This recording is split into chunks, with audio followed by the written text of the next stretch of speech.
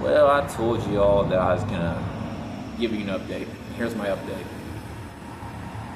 I'm sitting here once again in Amarillo after a 2-week vacation at the Potter County Detention Facility, where I was arrested for resisting arrest and failure to show ID after a fat, overweight, 50-year-old cop and I had a misunderstanding, partly my attitude, a whole fucking lot his attitude. There's a video of it, I recorded it, so I might post that. What was happening, I was sitting outside where I always film my videos with a hammock in the trees. I saw a cruiser sitting about a football field away, and there's never cops there.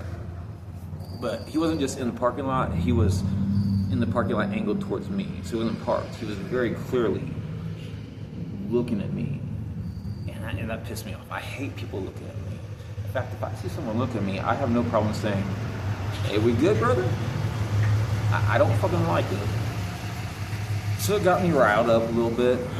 And I went, so I got up to go ask him, you looking at me? Am I in trouble? Is there a dangerous situation? I knew that a week earlier, President Trump had issued a statement saying that cops don't have to follow the law anymore when it comes to homeless people. They're allowed to do whatever they want. And especially here in Texas, they got that very self-righteous attitude about, yeah, let's get the scum off the street, We love Jesus, and that's why we hate the homeless. But that's not what Jesus said. Yeah. Make it make sense. I don't know. But anyways, so I got my phone and I was recording just because I know how cops act, especially in Texas, especially after President Trump issued that thing saying you can do whatever the fuck you want to homeless people. And as I get about 20 yards away from the police cruiser, it slams it into drive. He drives like 10 feet, slams it into the park, and then he jumps out of the cruiser. And hey, what's up, brother? Are you doing good? You doing good? Oh, yeah. And he jumps out of his cruiser and says, "Don't you fucking walk up on me like that." I'm like, whoa, shit, man.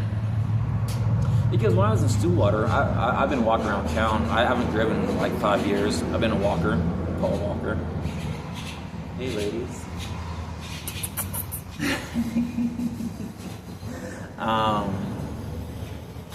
And Stillwater, if I just saw cops sitting around, sometimes I go talk to them. I was military police in the Marine Corps.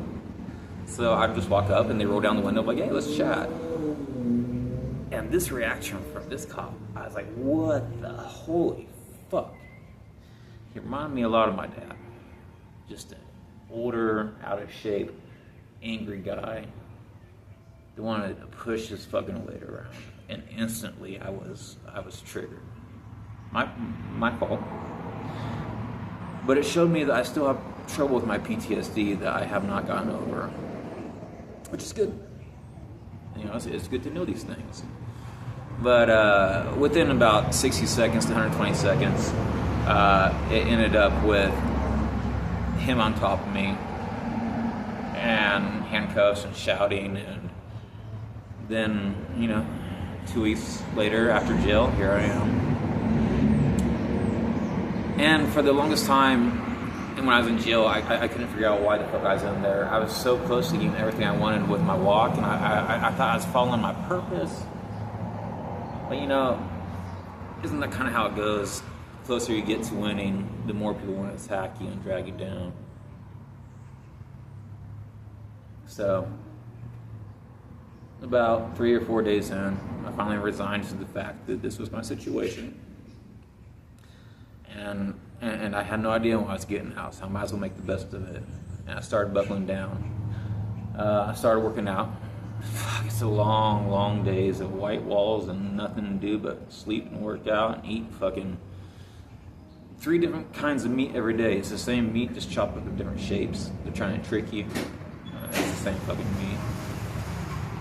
So I I started buckling down. I did the only thing I know how to do in times of crisis, and I buckled down on meditation and physical working out. And even though I'm not a Christian per se, they had Bibles in there, and I know that there's still good wisdom you can glean from the Bible. So I had to read the Bible in between my sets of push-ups and all that. And most of the guys in there, good guys, but they didn't have the guidance I had growing up. They don't have the structure, and it's not on them. So they saw like, well, this inmate's different. He's not just laying here saying, "N-word this, N-word that, fuck your whole bad." Hey, I saw the girl the other day. It's the movies get it right. I was in there with 15 to 20 other guys from time to time. The whole full face tattoos and the better fucking respect me, motherfucker. Just like the goddamn movies. A lot of them were in there for 15, 20 years for really serious offenses. So they definitely saw something a little bit different in what I was doing. And one by one, they started coming up to me when their friends were asleep and just saying, "Hey, why are you in here? What's your story?" And I was able to share my story, just like I've been wanting to do on the road this whole time. And it was so cool, because that's all I've ever wanted to do. And I was so pissed off at first, but then once I realized, oh, this is why I'm in here. I get to share my story. This is exactly what the walk's about. I get to meet people where they're at. I hated it. Oh, it's fucking bullshit. But that gave me so much hope. So I was like, oh, this is good shit. And it helped me buckle down more. And I didn't just help them, they helped me. The stories we talked about, shitty childhoods, abusive parents,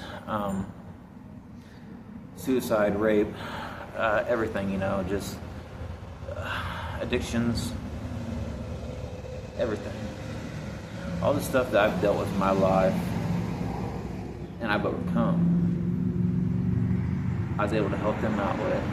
And just like me, how I don't really want to go see a man in a suit and tie and go to an office. And they didn't either, but when they were trapped in there with me, and might as well talk to me because I'm one of them now. And that's one of the things. That's one of the deals I made with the universe a few years back. I said, go ahead. I want to be here for these people, but I know I can't truly be there until I walk a mile in their shoes. Or 2 weeks in their fucking shoes, which is nothing compared to some of the stories these guys have and how long they have to be in there. I was so lucky. I don't have anyone on the outside waiting for me. I wasn't worried about a girlfriend or a family leaving me. Everyone's already left me. A lot of them had children and loved ones, and I could see their anguish and wondering if they were going to be there the next day when they called, and it broke my heart. But we were able to do some good work in there.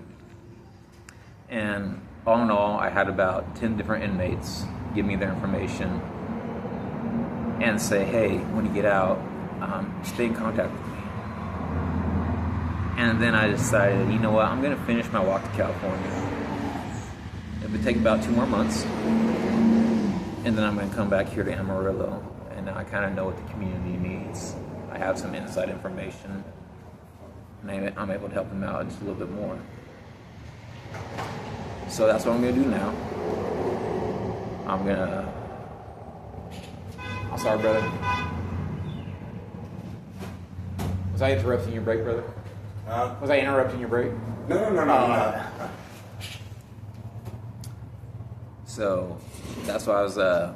So once I get done with this walk, I'll come back here to Amarillo, and Lois, I talked to Lois there at the VA, and she said that she has a job waiting for me to work with the homeless veterans, and now I kind of know a little bit more what the community needs. All in all, it was a blessing. And I'll post more about this, but I also don't want to take up other people's space, so I love you guys. I'll see you later.